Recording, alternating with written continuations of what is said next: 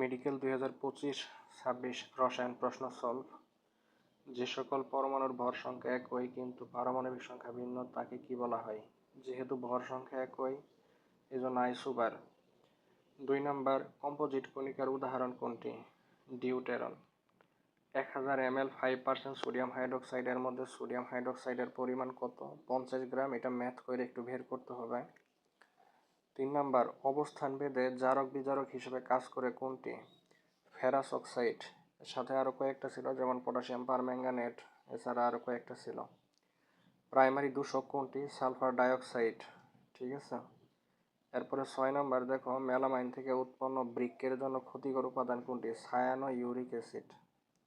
7 number, মারাত্মক দাহ্য পদার্থ কোনটি? এলপিজি। এরপরে 8 নাম্বার, জীবাণুনাশক হিসেবে ইউভি এর কোন তরঙ্গ ব্যবহৃত হয়? 240 থেকে 280 ন্যানোমিটার। 9 নাম্বার, বায়ুতে সর্বাধিক ঘনমাত্রায় বিরাজমান নিষ্ক্রিয় গ্যাস কোনটি? আর্গন। 10 নাম্বার, ধনাত্মক প্রভাবক কোনটি? Manganese dioxide.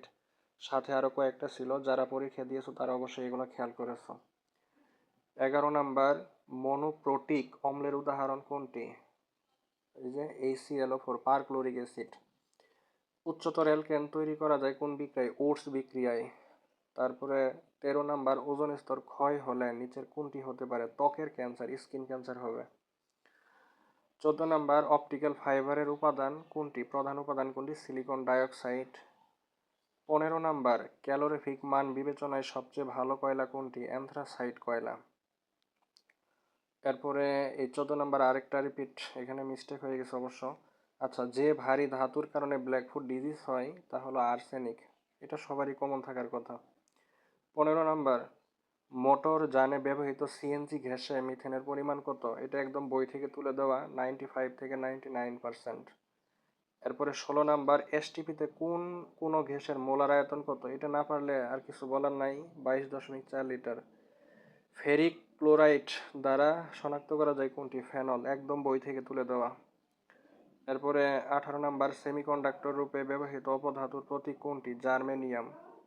এরপরে শুষ্ক কারক ও নিরোধক হিসেবে ব্যবহৃত হয় কোনটি? ফসফরাস পেন্টঅক্সাইড। এটাও কমন ছিল। ফরমালিন শনাক্ত করা যায় কোনটির মাধ্যমে? 2,4-DNP টেস্ট, যেহেতু ফরমালিন এক ধরনের অ্যালডিহাইড, তাই না? এরপরে দেখো, এরপরে আছে হলো আমাদের রাসায়নিক বিক্রিয়ায় পরমাণুর যে পরিবর্তন হয় তা হলো ইলেকট্রন সংখ্যার। প্রোটনেরও হয় না, ভর সংখ্যারও নর্মালি হয় না। ল্যাবরেটরিতে সালফেট থাকে। মোটামুটি এই কয়টা কোশ্চেন পাওয়া গেছে, আর বাকি যদি কারো কাছে জানা থাকে তাহলে অবশ্যই জানালে আমি বাকিগুলোর উত্তর ইনশাল্লাহ দেওয়ার চেষ্টা করব। তো এই ছিল প্রশ্ন।